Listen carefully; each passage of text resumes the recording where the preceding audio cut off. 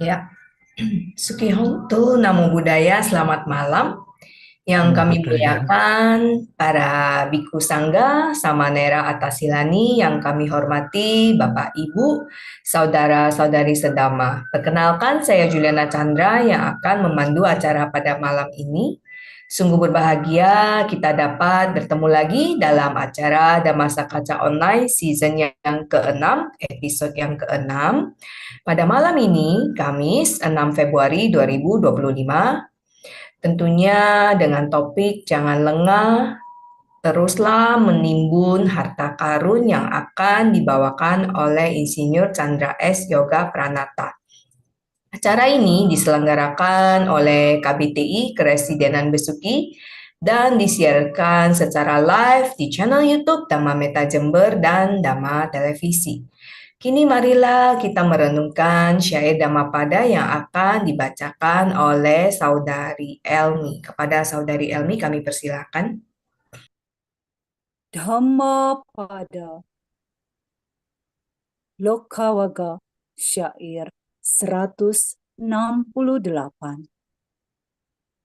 Uttithe napamaceya dhammang sucaritang care dhammacari sukhang seti asmin loke parangki jati, yang artinya bangun, jangan lengah, tempuhlah kehidupan benar. Barang siapa menempuh kehidupan benar, maka ia akan hidup bahagia di dunia maupun di dunia selanjutnya. Sadu, sadu, sadu. Ya, terima kasih Saudari Elmi. Baiklah, sebelum kita memulai kegiatan Damasa Kaca Online bersama pada malam ini, marilah kita melakukan penghormatan awal pada Tiratana dengan membacakan nama Karapata secara bersama-sama. Dimohon para hadirin bersikap anjali. Arahang sama sambudo bhagawa Budang Bagawantang Abiwademi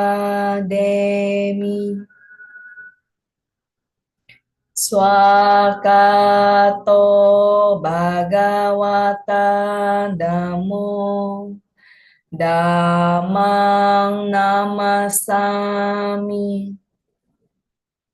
Supatipanno Bhagavato Sawaka Sangho Sanggang Namami.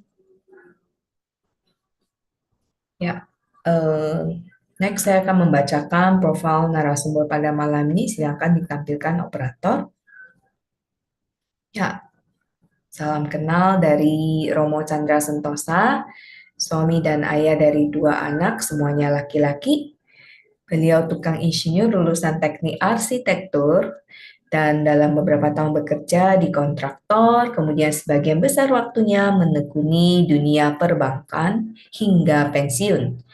Dan beliau aktif sebagai Dhamma Duta. Baiklah, tanpa memperlama waktu lagi, marilah kita persilakan Romo Chandra untuk sharing Dhamma pada malam ini. Kepada Romo Chandra, kami persilakan. Oke, silakan. Sudah. Ya. Selamat malam, Bapak, Ibu, saudara-saudara sekalian yang berbahagia. Terimalah salam dalam Dhamma, Namo Buddhaya. Dalam kesempatan ini, masih dalam suasana Tahun Baru Imlek, perkenankanlah saya mengucapkan selamat Tahun Baru. Semoga Anda dikondisikan dalam keberkahan, kesehatan, dan kebahagiaan. Hari ini saya akan mengambil tema "Jangan lengah, teruslah menimbun harta karun". Ya, begitu. Baiklah, sebelumnya kita berikan penghormatan awal kepada guru agung kita dengan bersama-sama merangkapkan tangan. Namo tassa bhagavato arahato sama sambuddhassa. Namo tassa bhagavato arahato sama sambuddhassa. Namo tassa bhagavato arahato sama sambuddhassa. Jangan lengah, teruslah menimbun harta karun. Begitu kita mendengar kata harta karun, kekayaan yang berupa materi dan kekayaan lain yang tersembunyi yang di benak kita adalah uang, mobil, rumah, emas, perak, intan, dan permata. Harta karun menjadikan kita semangat untuk mengejar, untuk berusaha keras agar kita bisa berbahagia setelah mempunyai harta karun tersebut. Baiklah, kita lihat apa tujuan kita mempunyai harta karun. Tujuan kita mempunyai harta karun adalah untuk mandiri secara finansial, tidak khawatir akan masa tua, mewariskan kepada keturunannya. Dengan harta kita saat kaya bisa lebih bersyukur, saat kaya bisa mengelola keuangan dengan lebih bijaksana, dan berharap dengan punya harta karun banyak akan bisa menginspirasi orang lain. Sehingga kita akan berupaya keras, bekerja keras, pagi sampai malam, bahkan malam sampai pagi lagi, tanpa mengenal lelah untuk mengejar harta karun tersebut. Dalam perjalanan mengejar harta karun, kita akhirnya lupa akan tujuan kita yang awal, sehingga kita akan terjadi tujuan-tujuan tersebut akan menjadi berubah, akan menjadi menyimpang karena di dalam perjalanan mengejar harta karun ternyata kita lari dari tujuan awalnya. Apa itu kira-kira? Ketika kita mengejar harta karun yang tujuan awalnya adalah pengen untuk mandiri secara finansial, ternyata setelah kita dapat uang, kita tabung, kita bisa memenuhi semua apa yang kita inginkan, ternyata di dalam memakainya bukannya semakin bijaksana, tetapi yang terjadi cenderung kikir dan memakainya makin sedikit.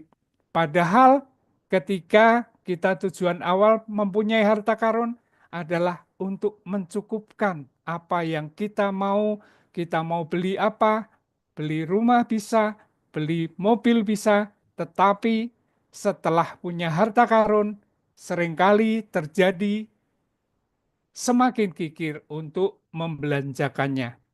Seorang Buddhis, bolehkah kaya? Oh, tentu boleh. Selaku perumah tangga, diharapkan kita bisa mempunyai harta yang cukup agar tadi tujuan-tujuan tadi tercapai, bisa kontribusi dengan orang lain, bisa bersyukur dan sebagainya. Tetapi itu tadi, di dalam perjalanan setelah kita mengejar harta karun, terjadi penyimpangan-penyimpangan tersebut.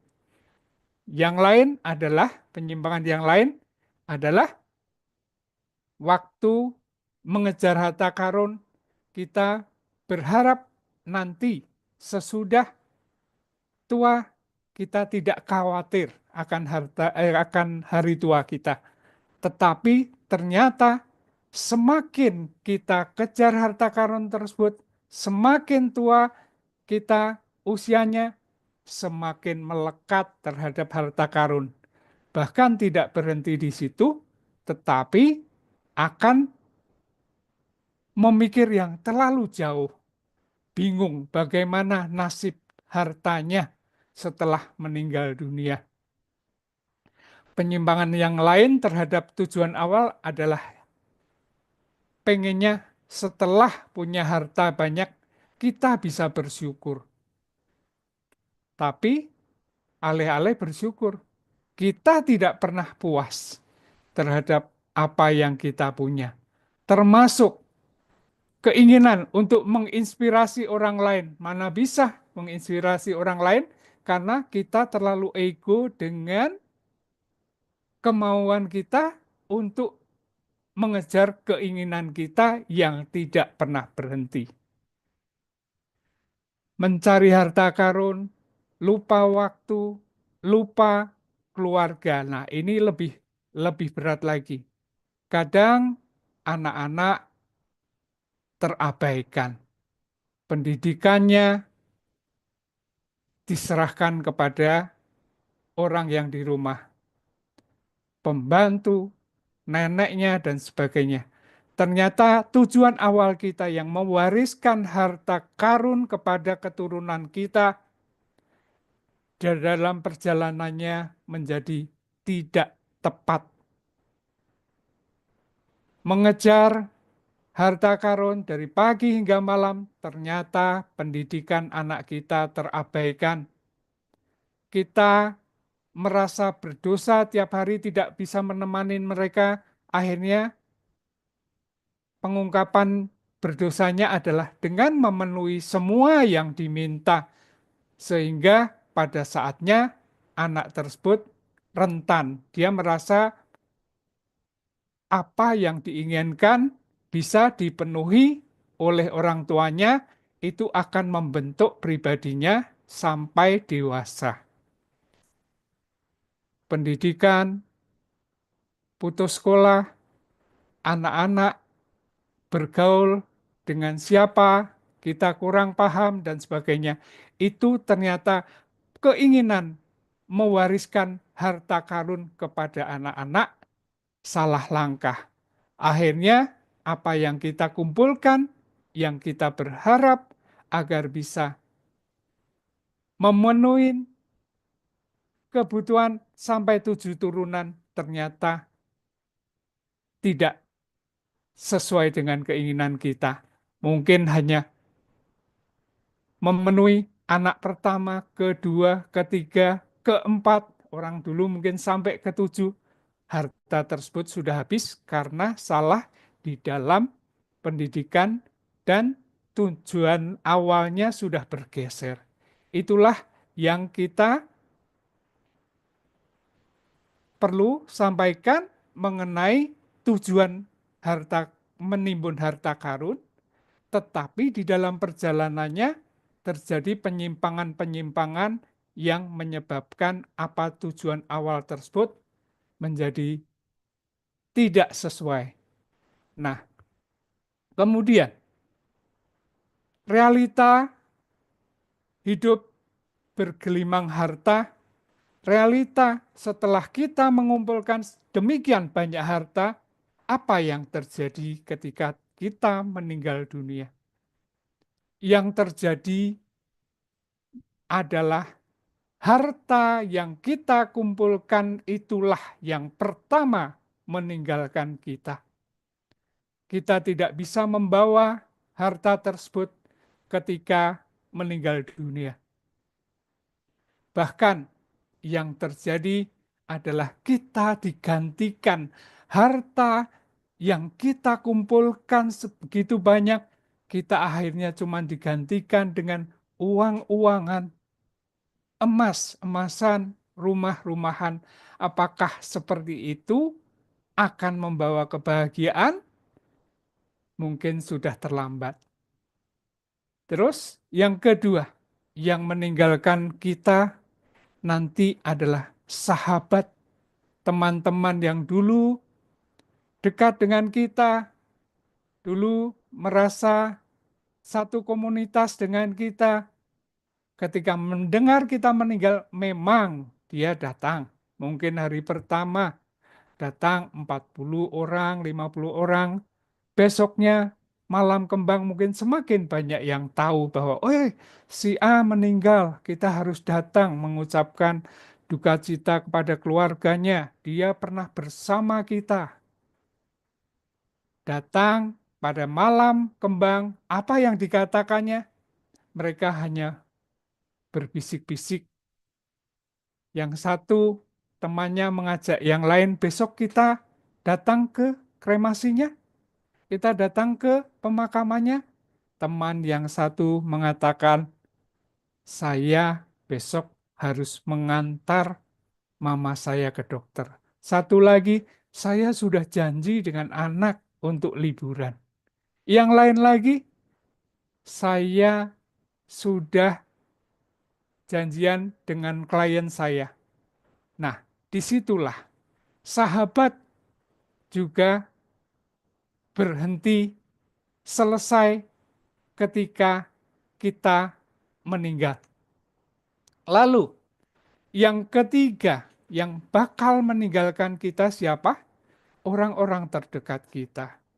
Mereka yang tiap hari bersama kita, istri kita, anak-anak kita, atau mungkin saudara kita, mereka hanya mengucapkan selamat jalan Papa. Kami hanya mengantar di sini. Itulah menimbun harta karun yang mana pada saat meninggal ternyata kita ditinggalkan oleh harta, sahabat, dan keluarga. Lalu, apa yang kita bawa ketika kita meninggal? Syukur-syukur kita ingat selalu untuk berbuat baik. Itulah timbunan kebajikan yang membawa kita dari kehidupan ini dan kehidupan selanjutnya. Timbunan kebajikan inilah yang saya ingin sampaikan bahwa jangan lengah. Teruslah menimbun harta karun berupa kebajikan. Jadi, harta karun berupa materi penting, sangat penting. Tetapi jangan melupakan bahwa harta sejati adalah kebajikan. Karena kebajikan ini yang membawa kita kepada kehidupan sekarang maupun yang akan datang. Di dalam Buddhis dikenal sebagai perbuatan baik atau kebaikan dan amalan. Kebajikan merujuk kepada perbuatan baik melalui pikiran, ucapan, dan perbuatan. Kita secara Buddhis di dalam melaksanakan kebajikan ada 10 landasan kebajikan yang dibagi menjadi 3 kelompok, yaitu kelompok berderma atau dana, yang mana meliputi berdana itu sendiri. Berdana yang mengikuti landasan kebajikan adalah berdana adalah untuk demi berdana itu sendiri. Tidak punya embel-embel, tidak punya harapan-harapan yang tinggi, tapi tetap berpikir bahwa semua kita sudah melakukan kebajikan, apapun akan berbuah kebajikan. Jadi tanpa harapan, tanpa tanpa terlalu minta-minta, semuanya dengan berdana secara benar, hasilnya pun tentu akan sesuai dengan apa yang kita perbuat. Kemudian dana itu ada meliputi persembahan kebajikan. Artinya setelah kita melakukan perbuatan baik, janganlah lupa untuk mempersembahkan kebajikan ini kepada orang tua, leluhur-leluhur kita, bahkan semua makhluk yang orang biasa menyebutnya pati dana. Selanjutnya, kita di dalam berdana bisa mengungkapkan simpati terhadap kebahagiaan orang lain. Ungkapan kebahagiaan itu disebut patu numodana. Misalnya kita bisa berterima kasih atas kesempatan yang kita punya untuk bisa melakukan berdana ini saat ini. Kemudian kelompok kedua adalah kelompok moralitas atau sila. Meliputi sila itu sendiri artinya di dalam berkebajikan kita harus mengingat bahwa kita harus menjaga sila untuk umat awam, Pancasila, kemudian ada hari-hari tertentu kita atas sila dan sebagainya. Kemudian untuk berbuat kebajikan kita harus punya rasa hormat. Kita memberi kepada seseorang bukan dengan cara kasar dan sebagainya, tapi kita ada aturan-aturan tertentu mempersembahkan dengan rasa hormat yang disebut apaciti. Berkebajikan, berbuat baik, ini bentuknya adalah merupakan pelayanan atau wiya waca. Di dalam pelayanan ini kita berbuat baik dengan rasa berbakti dan bersemangat di dalam melakukannya. Kelompok ketiga atau terakhir adalah meditasi atau pengembangan batin atau bawana. Meliputi meditasi itu sendiri dan pengajaran dhamma atau dhamma desana. Menyebarkan dhamma akan menambah kebijaksanaan. Dengan berkebajikan kita akan mendapatkan kebijaksanaan. Juga demikian ada pendengaran dhamma atau dhamma sawana. Sering mendengarkan dhamma, kita akan kuat, hilang keraguan-raguan, dan kita akan makin kuat akan kebenaran dhamma. Selanjutnya adalah pelurusan dhamma atau dici jukama. Berpandangan hidup yang benar dan berpengertian benar berbuah kepada penguatan keyakinan seseorang. Disitulah bahwa di dalam melakukan kebajikan kita punya 10 landasan kebajikan yang dikelompokkan menjadi 3 kelompok. Di dalam berbuat kebajikan, seperti tadi dikatakan, dibutuhkan pikiran, ucapan, dan perilaku yang benar. Hal itu terlihatnya kayaknya sederhana, mudah, tetapi ketika kita waktu menjalani berbuat baik, apa yang terjadi? Saya ambil contoh. Ketika kita berdana katina, yang kita baru laluin di bulan November,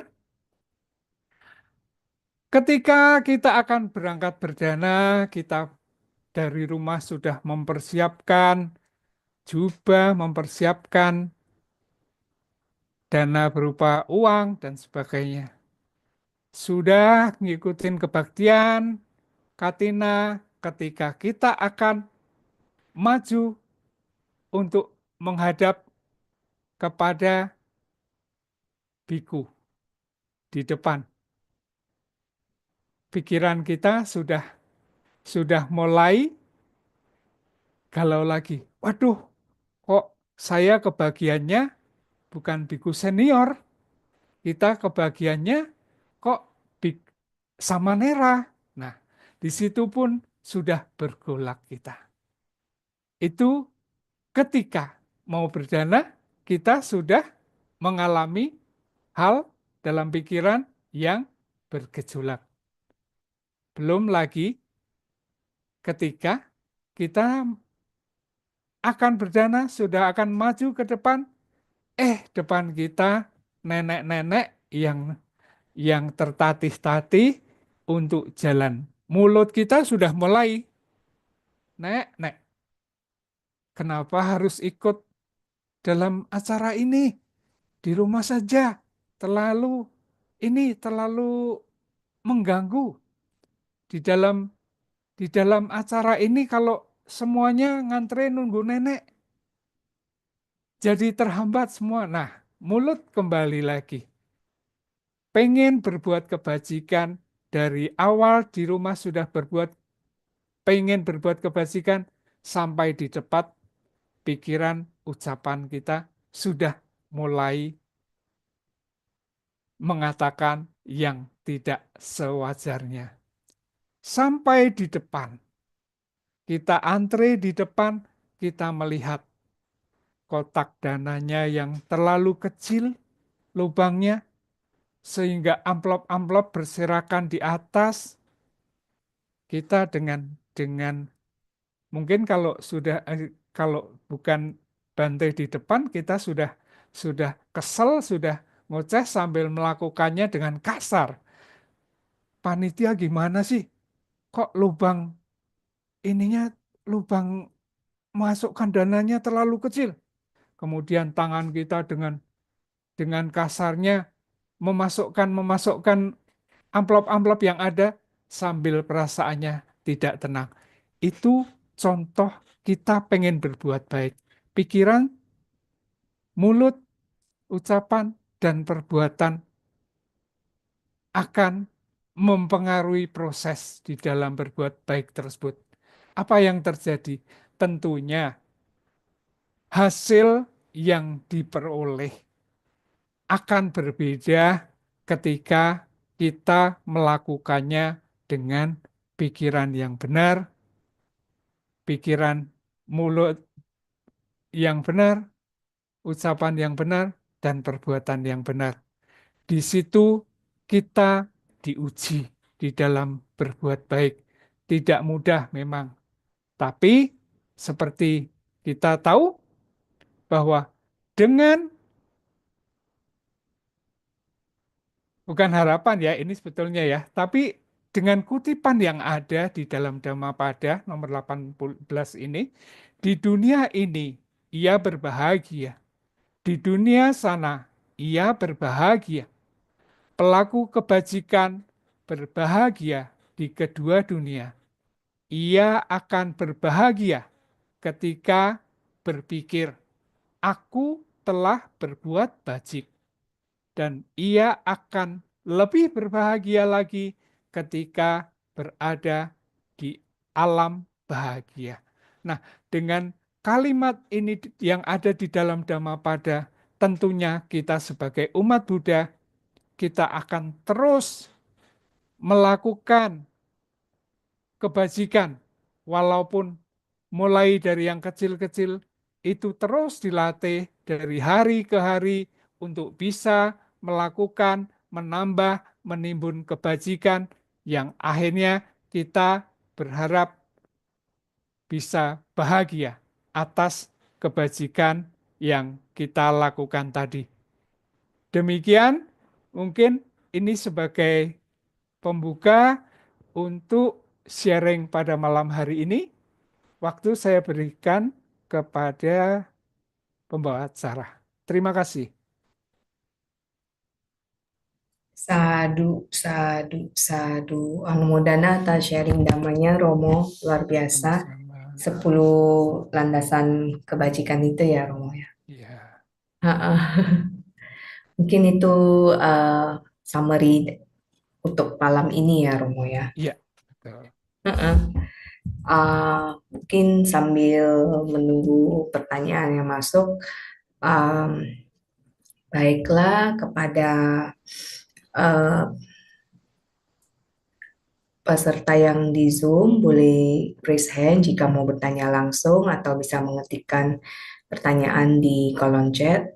Bagi peserta yang ada di YouTube mungkin bisa tulis di kolom komentar. Sambil menunggu pertanyaan masuk, mungkin saya mau bertanya Romo. Silakan. Ya, ya kalau boleh tahu ke ketika saya menerima ini eh, topik malam ini kan cukup unik ya Romo ya. Jangan lengah, teruslah menimbun harta karun. Awalnya pas saya ketika membaca itu menimbun harta karun, oh topik apa yang akan dibahas pada malam ini gitu loh Romo. Dan Ya, ketika setelah Romo sharing pada malam ini, harta karun ini ya mungkin disingkatkan atau disimplify itu harta karun spiritual ya. Demikian ya Romo ya. saya terbersit waktu ngambil judul ini adalah dengan eh, Nindikanda Sutta, ya kan, yang mengatakan bahwa harta karun itu bisa berpindah dan sebagainya. Makanya terus saya ingat bahwa judul ini saya ambil, tapi intinya adalah kita menimbun harta karun berupa kebajikan. Jangan lupa bahwa kebajikan itulah harta karun sejati yang tidak lekang oleh waktu, tidak akan bergeser dari tempatnya, tidak akan diambil oleh orang selain diri kita, karena kita adalah pelakunya. Itu kira-kira, eh, Sis Juliana.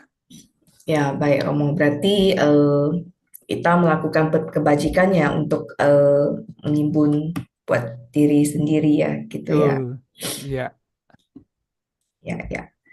Mungkin dari Romo Suhendri ada yang mau ditanyakan, mau bertanya langsung. Mungkin Romo Suhendri ada di Zoom. Silakan Romo Suhendri, apakah berkenan bertanya langsung? Ya, nanti via chat kata Romo Suhendri. Oh, Baik, baik. Ah, ya, ya.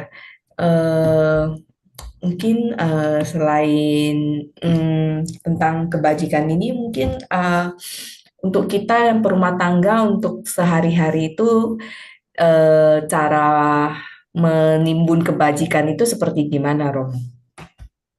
terima kasih. Dari apa yang saya bisa sampaikan adalah tadi bahwa seorang perumah tangga Buddhis bukan alergi untuk kita bisa kaya, tetapi di dalam mengejar harta karun tersebut, sebaiknya kita punya batasan-batasan agar kita tidak melenceng jauh. Artinya dari tujuan awal kita paling enak kan asal apa yang kita butuhkan ada, apa yang kita perlukan pada saatnya tersedia, itulah ukuran minimal di dalam menimbun harta karun. Tetapi kalau kita kebablasan, terus mengejar dan sebagainya, akhirnya yang ada adalah mengejar keinginan, bukan lagi kebutuhan. Yang mana namanya keinginan nggak akan pernah ada habisnya. Begitu kira-kira. Sadu, sadu, sadu. Berarti jangan dengan loba gitu ya, Romo ya. Betul, betul. Jadi boleh menimbun, tetapi dengan batasan-batasan dan tujuan yang tadi. Banyak loh orang kita yang kaya menimbun kebajikan, tidak lupa untuk terus berbagi, bersyukur, dan meninggalkan kemelekatan-kemelekatan itu. Sehingga ya tujuan yang diharapkan seperti untuk mendapatkan kebahagiaan, ternyata secara yang saya lihat dan sering ngobrol, mereka merasa cukup bahagia dengan mencari harta karun, tetapi dia bisa dengan caranya untuk saya harus berbagi ke sini, saya harus berbagi ke sono, dan bagi mereka itu em, pernah beberapa orang cerita rasanya bisa bisa menyerahkan kepada orang yang benar-benar memerlukan bantuannya, itu bagi dia suatu kebahagiaan besar. Ada eh, teman yang jadi dia mengambil hari Jumat. Kalau menurut dia itu istilahnya Jumat berkah. Setiap hari Jumat dia akan memesan nasi bungkus dan lauk pauknya untuk diberikan langsung kepada tukang-tukang yang tukang sampah, tukang sapu dan sebagainya. Itu dia merasakan bahwa dengan memberikan secara langsung itu eh, kebahagiaannya sangat sangat dalam dirasakan. Kira-kira eh, ada kebahagiaan yang lebih dari itu pasti ada, tapi dengan hanya memberikan yang sederhana itu aja, mereka bisa merasakan kebahagiaan setelah mencari harta karun. Kira-kira seperti itu? Sadu, sadu, sadu. Berarti Jumat berkah. Berarti komitmen tiap hari Iya, Jumat itu iya. ya, Romo Ada ya. teman yang seperti itu. Dia kayak komit tiap Jumat meluangkan waktu, kecuali kalau keluar kota ya. Dia Ya, ya tidak banyak katanya, ya saya beli 20 kotak lah, 20 bungkus lah. Tapi saya berikan langsung, saya jalan untuk dibagi ke misalnya hari ini area Jakarta Barat misalnya, atau nanti kemana lagi. Tapi dia biasakan tiap Jumat dan itu tadi, dia akan merasa bahagia dengan melakukan seperti itu. ya. Baik, baik. Ini ada Ya. pertanyaan masuk dari Romo Suhendri, Romo Chandra.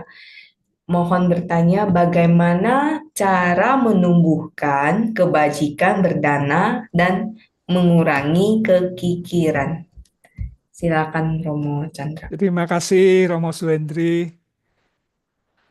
Bagaimana menumbuhkannya ya? Kalau yang saya melihat, saya mencoba praktekkan itu seperti tadi. Harus kayaknya tidak bisa dilakukan dalam instan, tetapi hal ini memang harus diulang-ulang, dilatih terus.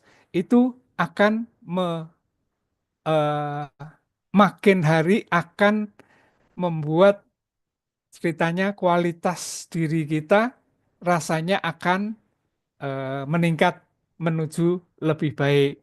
Artinya itu salah satu adalah menumbuhkan sifat kemelekatan dengan bisa melepas walaupun sedikit, tiap hari ditumbuhkan lagi, melepas lagi.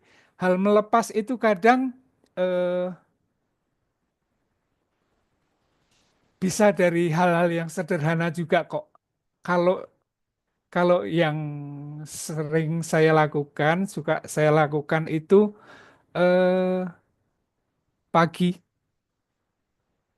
kita ambil segenggam beras, lempar ke jalan, melihat burung-burung, cuit, cuit, cuit, sambil menikmati apa yang kita berikan tersebut, itu satu bentuk bagi latihan saya untuk melihat bahwa, oh ternyata kita hidup ya memang harus latihan untuk tidak melekat dan sebisa mungkin melatih terus untuk bisa memberi dan memberi. Itu kira-kira. Begitu Romo Suhendri yang saya bisa sampaikan untuk menumbuhkan rasa agar kita bisa eh, terus menuju lebih baik. Itu Romo Suhendri. Terima Ya, kasih. ini pertanyaan selanjutnya ada pertanyaan lanjutan Romo Chandra. Apakah benar berdana ada banyak tingkatan kualitasnya? Silakan Romo Chandra. Kualitas ya. Se Sependek pengetahuan saya nih, ceritanya begini, kalau kalau kualitasnya mungkin ditentukan oleh tadi di dalam kita berdana itu kita punya ini apa? Punya apa? Punya harapan atau punya permintaan apa itu yang menentukan kualitas saya kira. Kalau kita dengan pikiran yang benar, dengan ucapan yang benar, dan melakukannya saat berbuat baik itu benar, tentunya kualitasnya akan lebih tinggi dengan dibandingkan dengan kalau kita banyak berharap, banyak pamrih. Tentunya kualitasnya akan berbeda. Itu mungkin Romo Suhendri mengenai mengenai kualitas akan ditentukan juga dengan niat kita di saat berdana yang dimulai dengan pikiran, ucapan, dan perbuatan kita saat berdana. Itu akan membedakan kualitas hasil berdananya. Begitu Romo Suhendri.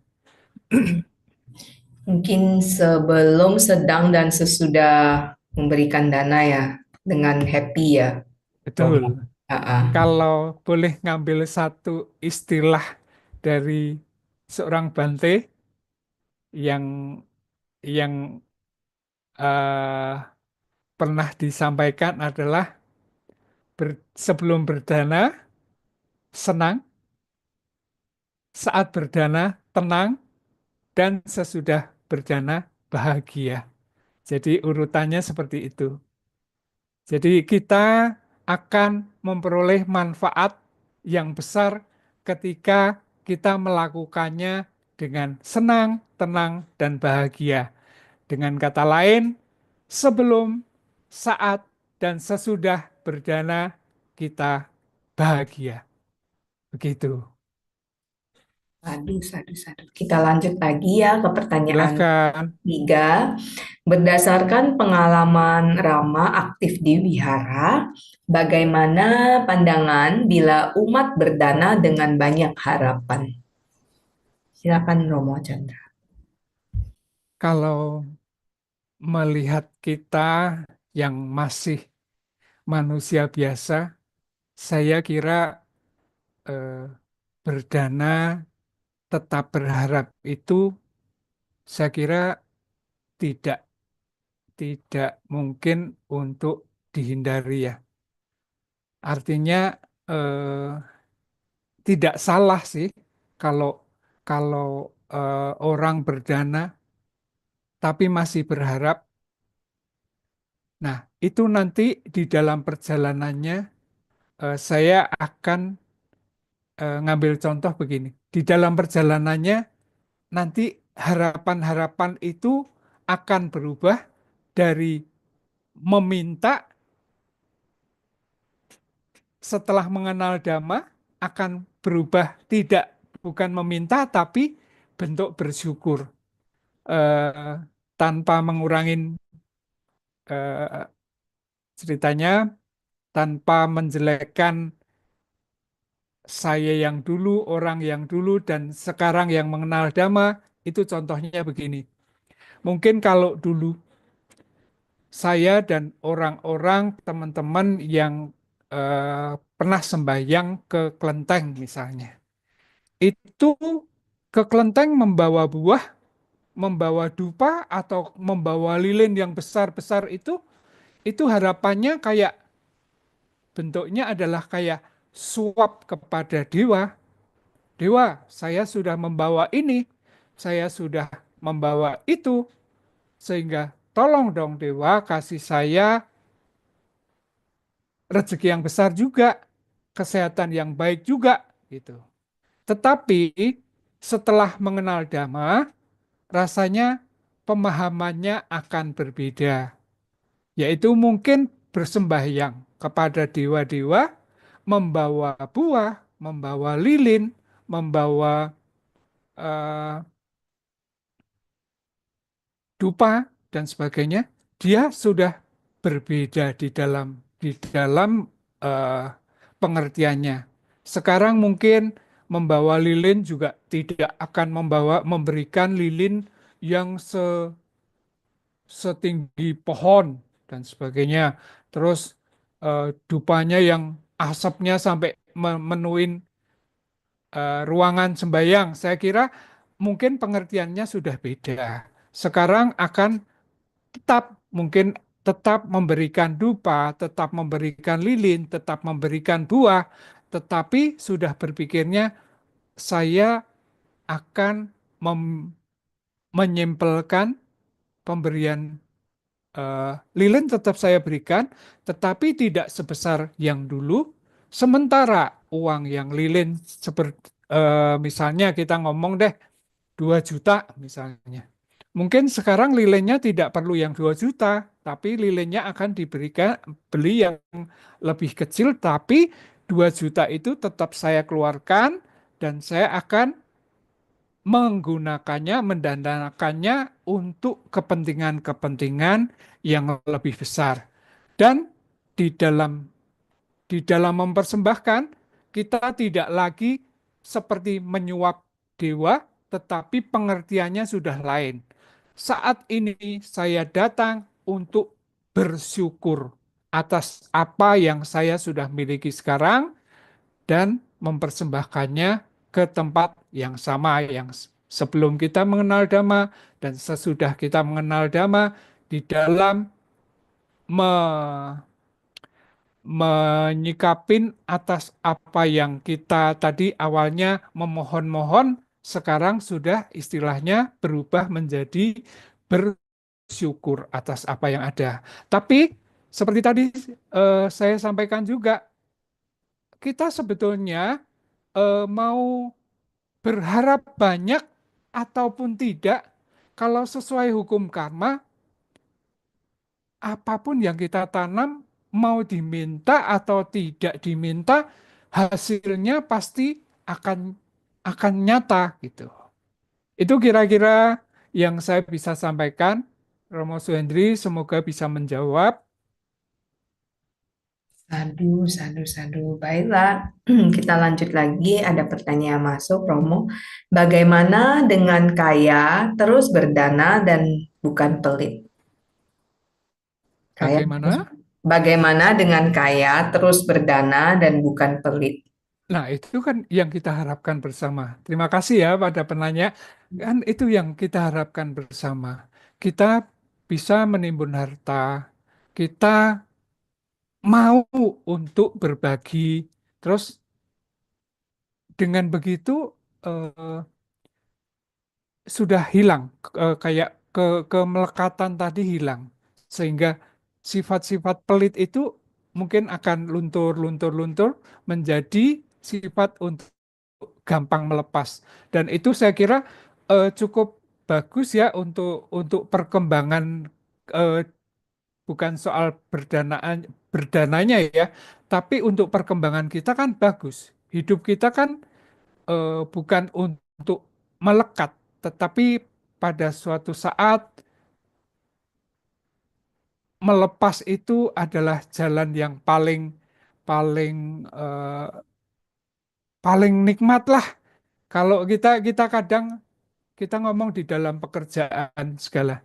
Pekerjaan itu semakin kita misalnya kita melekati, kita semakin eh, ada satu lagi ada masalah gitu.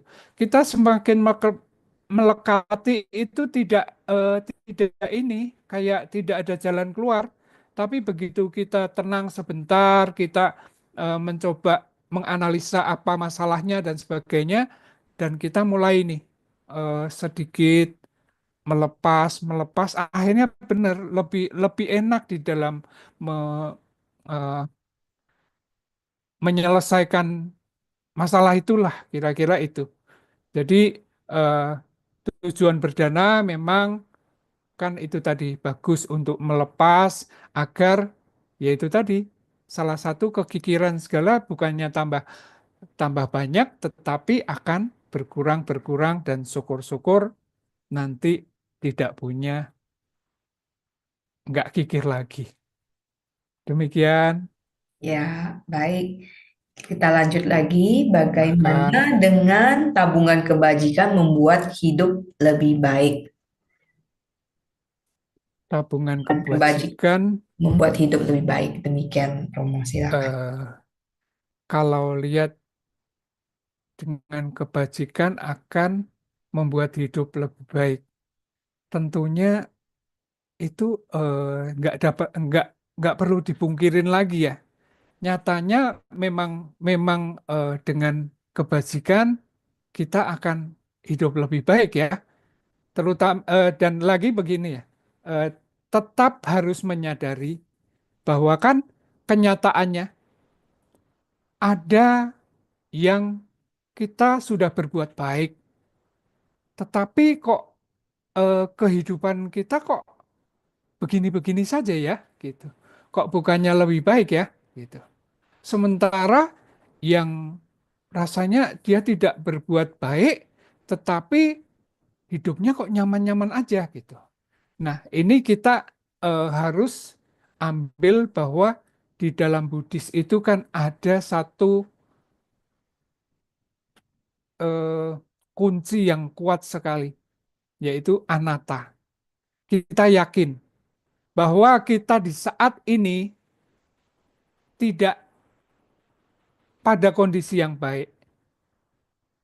Hal itu dengan meyakini bahwa semua tidak ada yang kekal, kita pada saat yang tepat kita akan memperoleh kebaikan itu dan kebahagiaan itu. Tinggal di mana waktunya yang belum. Dan setiap orang, kita Buddhis percaya bahwa tidak hanya hidup di saat ini. Jadi tiap orang punya timbunan karma masa lalu yang baik maupun yang tidak baik yang untuk tetap dijalani pada masa-masa kehidupan selanjutnya. Itu yang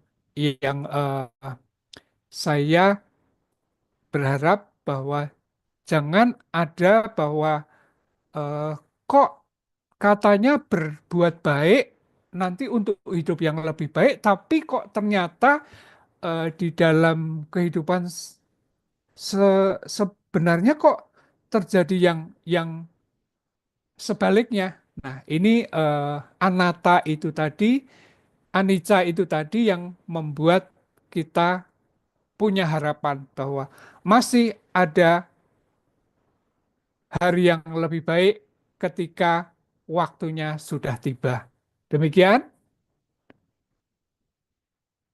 Sadu, sadu, sadu. Berarti seperti eh, air putih ke garam gitu ya? Betul, bisa Ya, digambarkan seperti itu ya. Bukannya garamnya hilang, tetapi dengan dituangin air, terus tuangin air kan rasa asinnya akan sepertinya berkurang. Sebetulnya itu perbuatan baik itu yang membuat seolah-olah tidak ada garam kan begitu. Itu kira-kira Sis Juliana. sadu, sadu, sadu. Ya, berarti selalu terus berbuat kebajikan gitu ya, Romo ya. Conclusionnya ya, Betul. ya dalam Karena walaupun sedikit terus ditimbun, ditimbun terus akhirnya itu akan menjadi kebiasaan kita yang baik dan tentunya hasilnya akan baik. dimulai dari pikiran yang baik, Pikiran yang baik ucapan yang baik. dikuatkan dengan ucapan yang baik dan perbuatan yang baik. Sebenarnya Kira-kira balik seperti itu. ya balik lagi ke basic ya, Romo ya. Ya, betul. Meta karuna mudita UPK Ya, nanti. ada ada ada rasa simpati segala. Itu penting loh. Ternyata kayak simpati itu juga tidak gampang ya kalau kita yang terjadi itu kan senang melihat orang susah, susah melihat orang senang kan begitu. Itu latihannya nggak gampang loh memang. Seperti itu sih. Iya, iya. Mungkin saya mau bertanya tentang function Romo. Mungkin menurut Romo, function yang ideal itu seperti gimana? Terima kasih, Romo. Function. Function itu yang saya sempat ceritanya sempat teliti dan sempat simak adalah function itu jangan cuman kita ngomong saya mau melepas makhluk hidup, tapi sebetulnya yang dilakukan adalah malah mengumpulkan makhluk hidup untuk kepentingannya dia. Sering terjadi begini.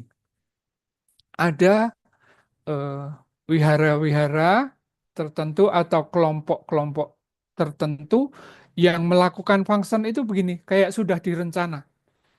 Nanti tanggal 23 Februari akan diadakan function. Siapa yang akan ikut, silahkan berdana sukarela dan sebagainya. Terus yang terjadi semakin banyak mendekatin hariannya itu akhirnya malah pesan kepada penjual burung lah, penjual ikan lah, saya untuk tanggal sekian mau mau butuh ikan sekian, burung sekian.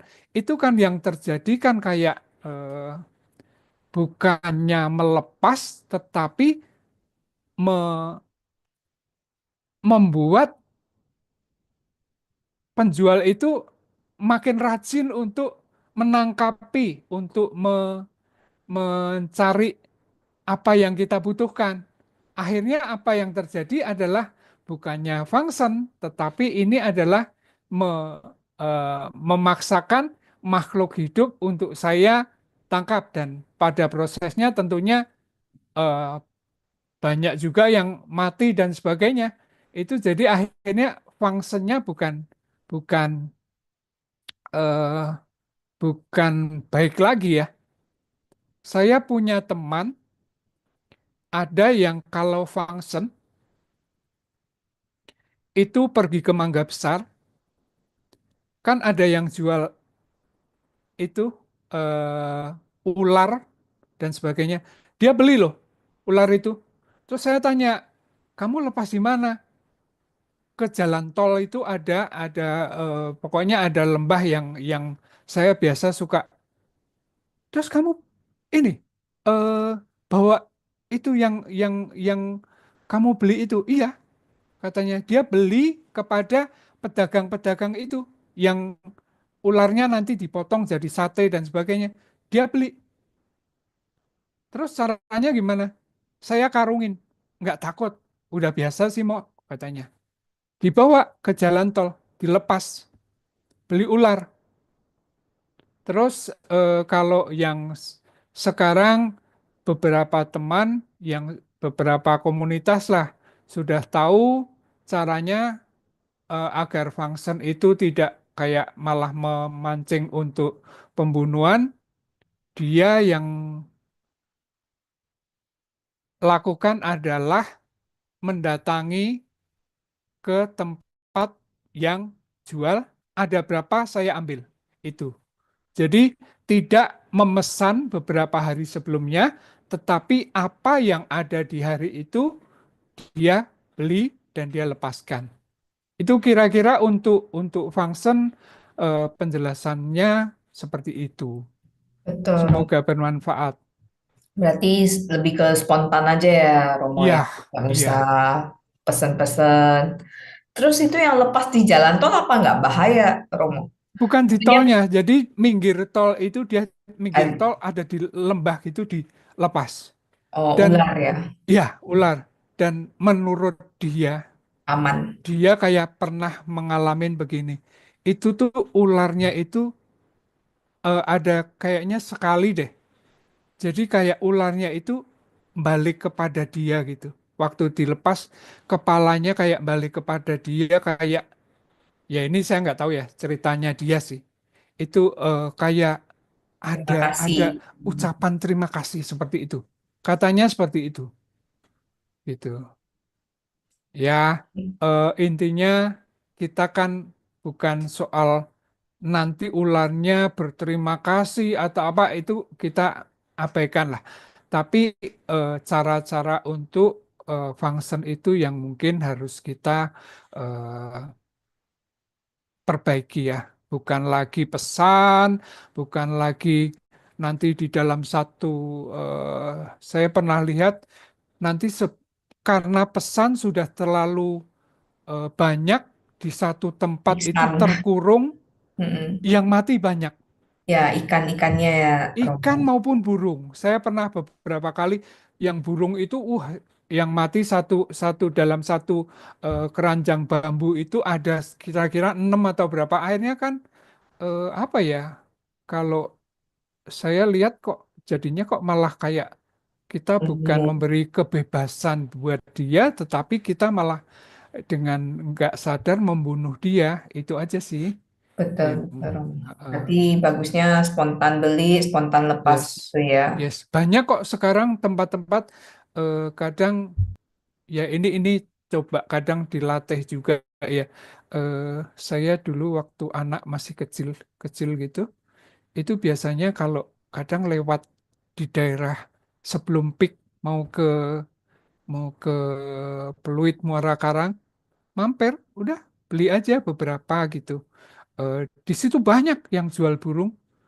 Jadi eh, beli aja beberapa, lepaskan kalau bisa lepaskannya ya jangan deket dia. Kalau deket dia banget nanti cenderung burung itu kembali lagi ke tempat penjualnya gitu. Soalnya. Iya, itu sih. Ya, ya, ya, betul, betul. Ha-ha.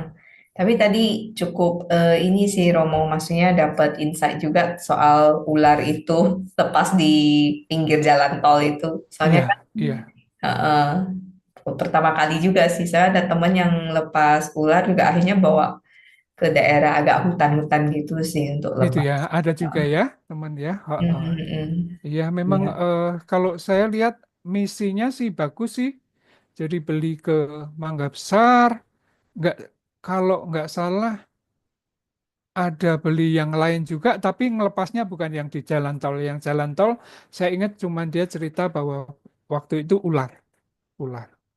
Yang lain nggak dilepas di situ sih. Mm-mm. Itu kira-kira kita jadi nyambung berbuat baik ke function juga ya. Nggak apa-apa sih. iya, iya Romo.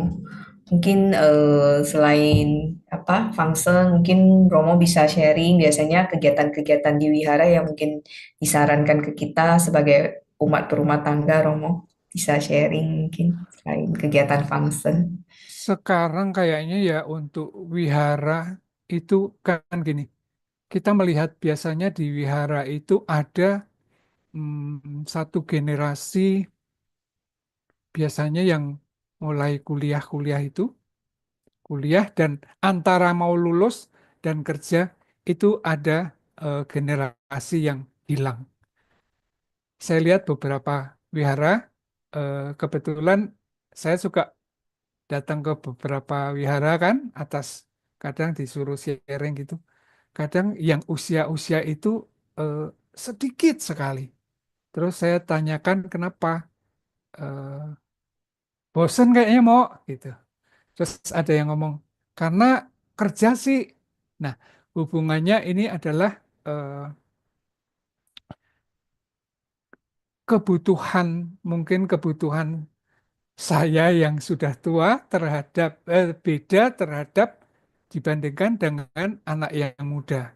Tentunya mungkin ada anak yang kalau kalau cuman suruh kegiatannya monoton, baca parita, terus nyanyinya pun itu cuman lagu yang aduh ceritanya kayak diingatkan bahwa hidup kayak begini gitu. Itu tuh rasanya mungkin mm, untuk generasi yang sekarang kok begini amat ya budi saya ya gitu. Jadi ada perasaan seperti itu sehingga akhirnya itu mencari tempat yang nyaman buat dia. Nah, caranya mungkin salah satu sih memberikan kegiatan-kegiatan yang lebih kreatif, lebih lebih ceritanya buat anak muda itu cocok gitu ya. Saya melihat eh apa kayak kebaktian bersama itu ternyata kayaknya cukup cukup membuat ini, membuat masing-masing wihara bersemangat anak mudanya. Jadi mungkin sepulang dari kumpul di wihara A gitu, mereka akan merasakan, oh ini ya ternyata yang wihara itu kegiatannya banyak ya, masih banyak anaknya yang hadir ya dan sebagainya gitu tuh mungkin pulang dari situ akan kayak tergerak untuk berarti saya harus harus menyemarakkan wihara saya nih gitu. Itu eh, jadi pindah-pindah untuk kebaktian bersama untuk anak muda rasanya ada ininya, ada dampak positifnya. Terus ya saya nggak tahu ya ini bagus atau enggak nanti kembalikan ke anak muda. Kalau di Jakarta itu sekarang ada namanya apa Buddhist Reborn lah dan sebagainya. Itu eh, di dalam kebaktiannya itu cukup cukup me- jadi nggak cuman monoton gitu, tapi cukup bergairah. Nah itu ternyata eh, ada sebagian yang senang seperti itu untuk ikut yang kebaktian seperti itu, model seperti itu. Cuman tidak semua wihara juga berpartisipasi sih untuk kegiatan itu. Ya, saya kira untuk kegiatan wihara salah satu yaitu untuk mungkin kunjungan gantian eh, berkala, kunjungan kebaktian bersama. Terus kalau ya suka mau model Buddhist Ribbon ya nggak apa-apa gitu. Oke, oke, baik, Romo. Saya pribadi pernah ikut kegiatan ini sharing ya, Romo ya. Ya, Boleh ya ya, ya, ya, sharing? kan memang sharing kita. Ya, ada kegiatan di salah satu wihara sih, Romo. Jadi itu dimulai dari eh Biku Sangga Pindapata. Jadi Ya. Biku Sangganya Pindapata, Mm-mm. terus kita umat. mengikuti itu kan dana Pindapata itu. Ya. Kemudian setelah selesai kita diarahkan ke Dhammasala. Kita Ya. diarahkan ke Dhamma Hall.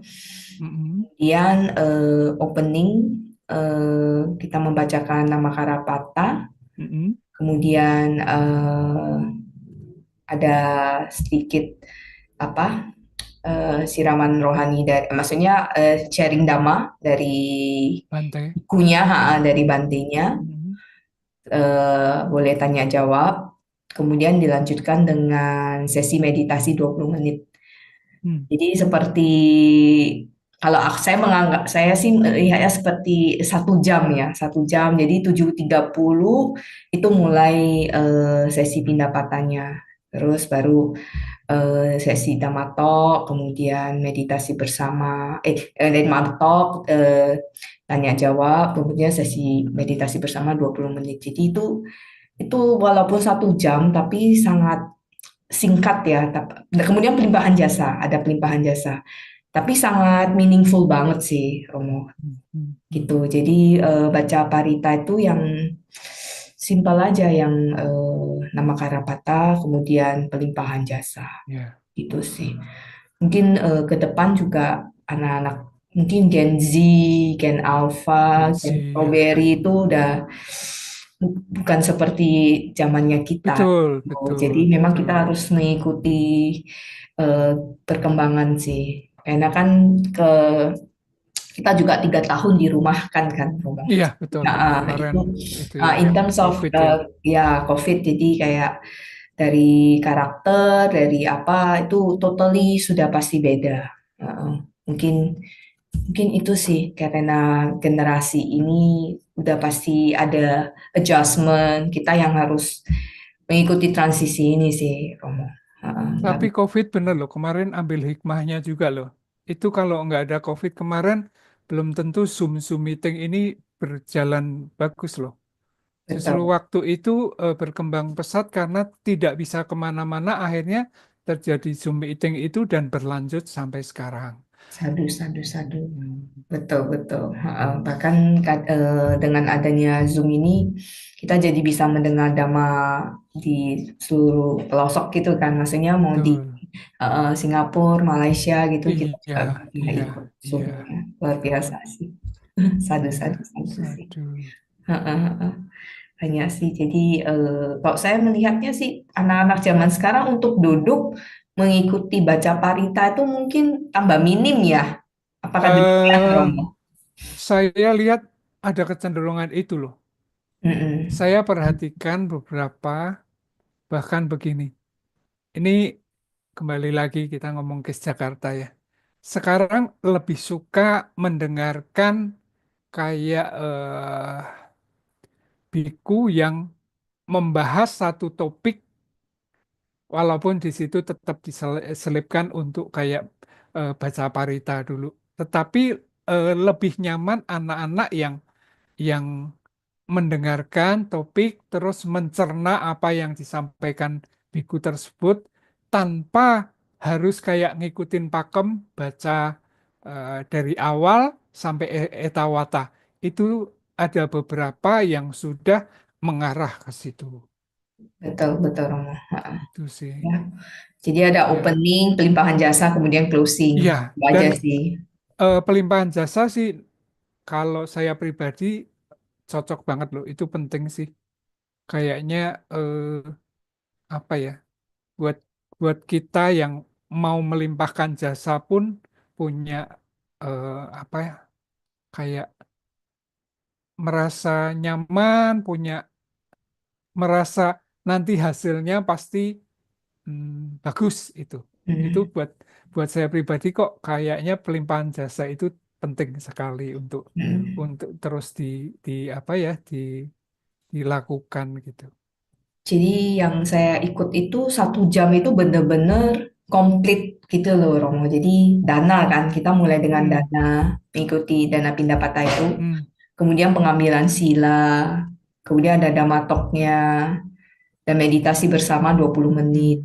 hmm. Damatok, diskusi, dan meditasi bersama. Jadi Ya, lengkap, dana, sila, bawana. Dalam Iya, 1 jam itu iya, iya, komplit bagus dan kayak gitu. Heeh, ya heeh, lengkap tuh. semua dapat dana, Dan sila, damatok, Samedi, Q&A, pelimpahan jasa, iya. meditasi bersama. Dan satu yang kita pantas untuk berbangga di dalam kita itu yang ditekankan adalah hmm, kita memberi dulu, baru akan menerima. Jadi membuka tangan dulu, baru nanti akan ceritanya kayak sebetulnya berat loh. Menerima itu lebih berat daripada kayak melepas gitu tuh kayaknya teng gitu. Kalau menerima itu kan kayak ada yang nyangga dulu, harus disangga gitu untuk biar posisinya enak.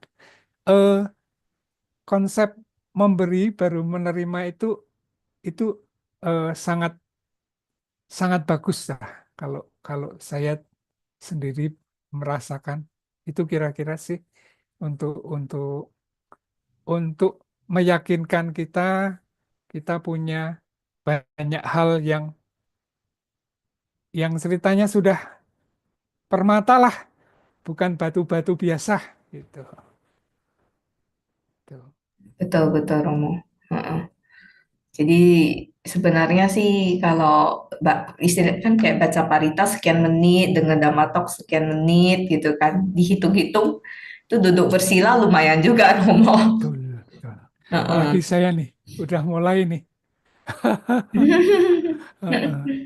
Ya, biasanya udah ada kursi khusus ya, Romo ya. Oh, enggak juga. VIP, Saya VIP. saya saya sekarang juga sampai kalau enggak dihubungin wihara, kalau dulu misalnya mimpin kebaktian, saya suka suka tanya kapan lagi gitu. Sekarang kalau tidak dihubungin oleh wihara, saya tidak menawarkan diri untuk mimpin. Kapan mimpin? Enggak.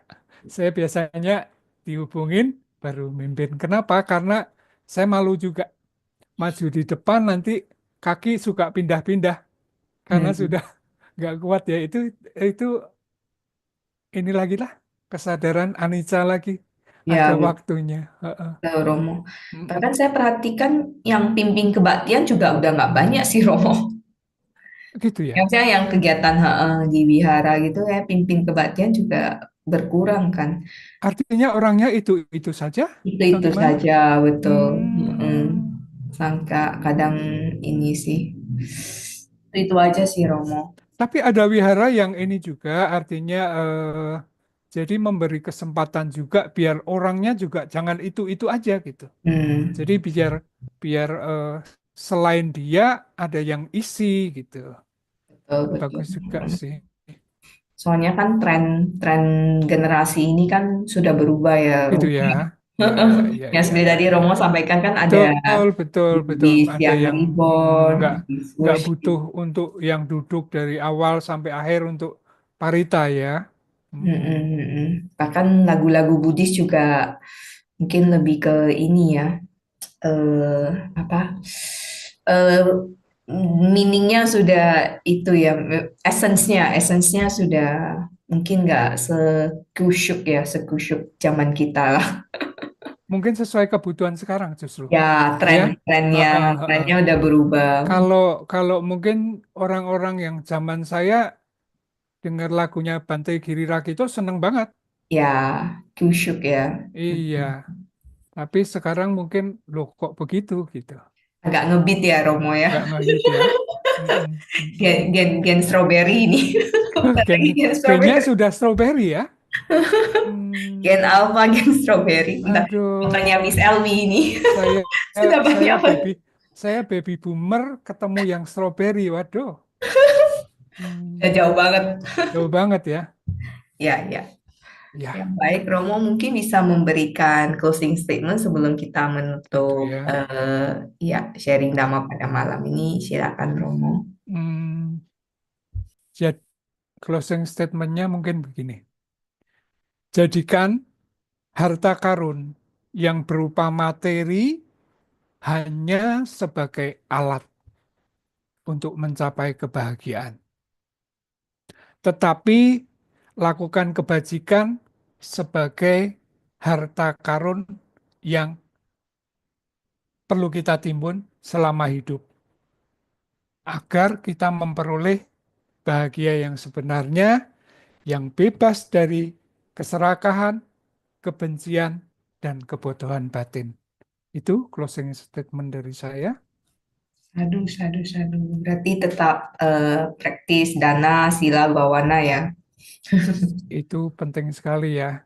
Jadi Betul. menimbun harta karun penting, tetapi tujuan-tujuan yang awal tadi harus diutamakan.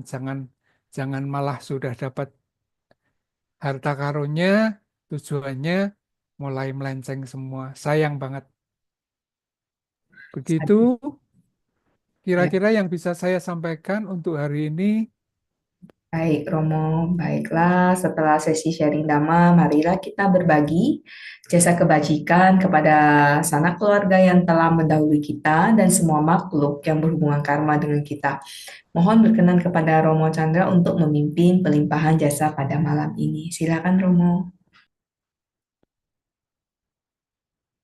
Punya sidani katasa, yananyani katanime, te sanca bagino hontu, sattananta pamanaka, ye piya gunawantaca, mayang mata pita dayo, ditame capya ditawa, anye maja tawarino, sata tiktantilo kasming, te buma catu yonika, panceka catu wokara, samsaranta bawa bawe, nyatang ye patidaname, anumodantu te sayang, ye cimang napajananti, desa dewa tesang niwedayung, maya dinana punyanang, anumodana hetuna, sabe satta sada hontu, awera suka jiwino, kema padanca papontu, tesa sasi jatang subah. Sadu, sadu, sadu. Ya, saya mewakili keluarga besar KBTI Keresidenan Besuki mengucapkan anumodana kepada Romo Chandra Yoga Pranata yang telah meluangkan waktu untuk sesi sharing Dhamma bersama kita semua yang hadir di Zoom maupun YouTube.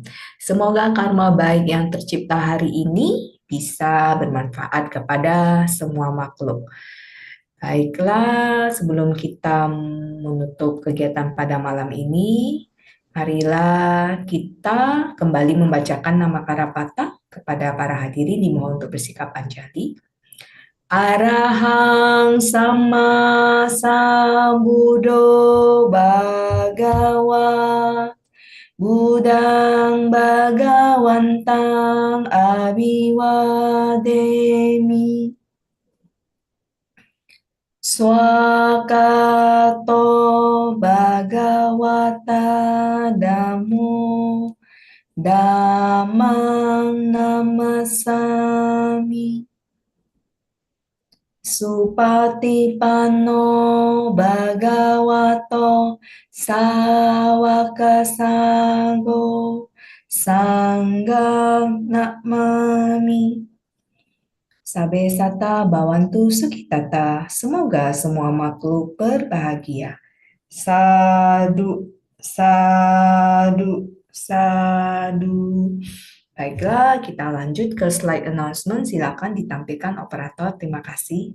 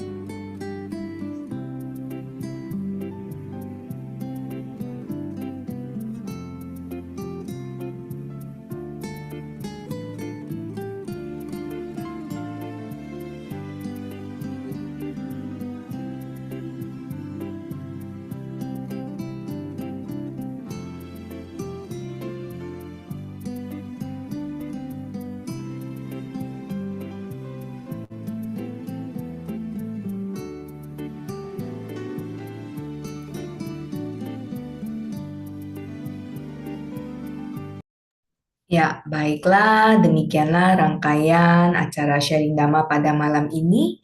Kami mohon maaf apabila ada yang kurang berkenan dan terima kasih yang sebesar-besarnya kepada para hadirin yang telah mengikuti sesi malam ini. Terima kasih juga kepada para kepada panitia yang bertugas pada malam ini. Semoga kita terus semangat melakukan kebajikan melalui pikiran, ucapan, dan perbuatan. Saya Juliana mohon pamit. Suki Hontu, selamat malam. Namo Buddhaya.